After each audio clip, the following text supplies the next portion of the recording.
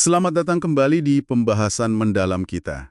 Hari ini kita fokus ke satu bab spesifik ya, dari buku The Storyteller's Secrets, bab 24. Judulnya Find Your Fight, atau kalau di kita, temukan pertarungan Anda. Betul. Misi kita kali ini nih, mau gali lebih dalam soal ini. Gimana sih narasi tentang, perjuangan pribadi kita, menemukan pertarungan dalam diri, itu bisa jadi kunci sukses, dan juga inti cerita yang inspiratif. Contohnya yang diangkat banget di bab ini, Darren Hardy, penerbit majalah Sukses itu. Iya. Yang menarik di sini tuh bukan cuma ide kalau kesulitan itu bisa membentuk kita ya, tapi lebih dalam lagi gitu. Bab ini nunjukin gimana luka atau tantangan masa lalu, kalau kita pilih melihatnya dari sudut pandang lain, malah bisa jadi sumber kekuatan terbesar. Jadi bukan cuma soal cerita ke orang lain. Ulang narasi di dalam diri sendiri.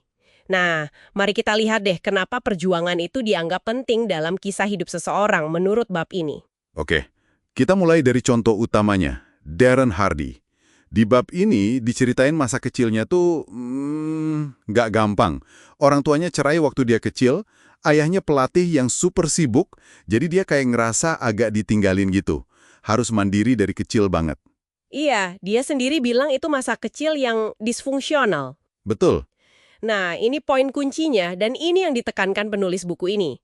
Hardy itu secara sadar milih buat nggak ngelihat masa kecilnya yang susah itu sebagai kelemahan atau alasan buat gagal, malah sebaliknya.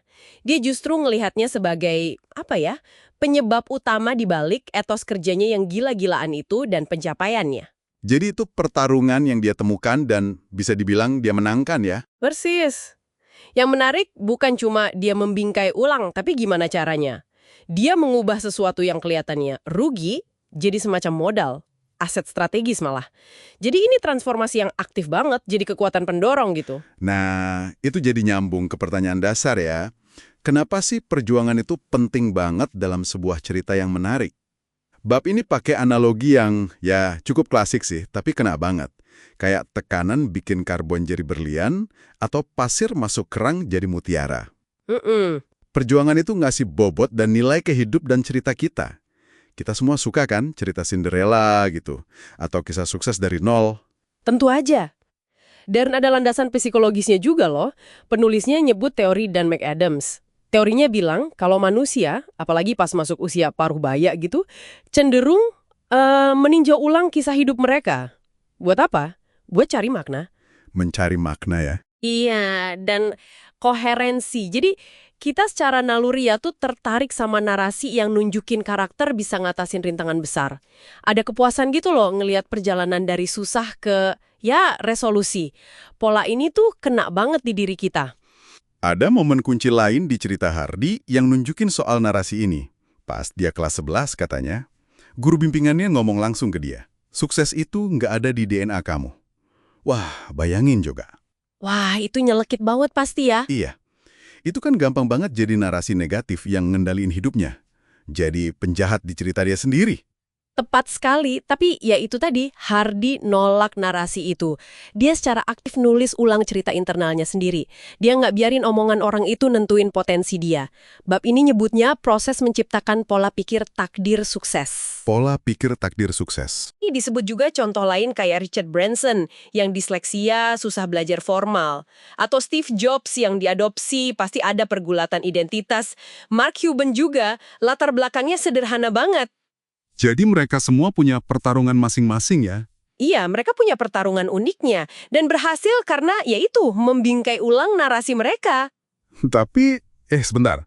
Pendekatan ini ngelihat kesulitan sebagai pendorong, apa ini selalu jadi jawaban yang paling sehat? Atau berlaku buat semua orang? Gimana kalau luka masa lalunya dalam banget? Bab ini nyinggung batasannya nggak sih? Pertanyaan bagus itu. Bab ini memang fokusnya ke kekuatan dari membingkai ulang narasi ya, terutama buat motivasi dan pencapaian. Tentu, ini bukan berarti kita ngabaikan atau ngeremehin rasa sakit atau trauma ya, jelas enggak. Tapi, inti argumennya di sini tuh lebih ke kepemilikan atas cerita kita. Kepemilikan cerita? Maksudnya? Jadi, daripada kita biarin kesulitan itu mendefinisikan kita secara negatif, kita diajak buat proaktif cari cara, gimana caranya supaya pengalaman itu malah ngasih kita kekuatan, atau setidaknya makna. Ini soal agensi pribadi kita dalam menafsirkan hidup. Oke, paham. Jadi, apa nih artinya buat Anda yang lagi dengerin?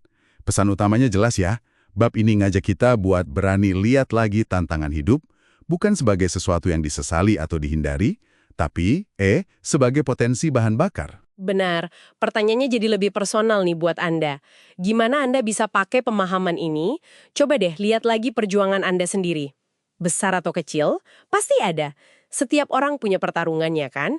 Nah, gimana Anda bisa memilih untuk nyeritain kisah itu ke diri sendiri?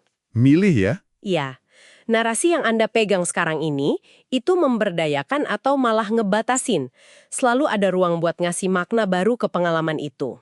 Jadi, kalau kita tarik benang merahnya nih dari bab 24 ini, para pencerita inspiratif, orang-orang yang kisahnya bikin kita tergerak, mereka tuh nggak lari dari bagian sulit hidup mereka.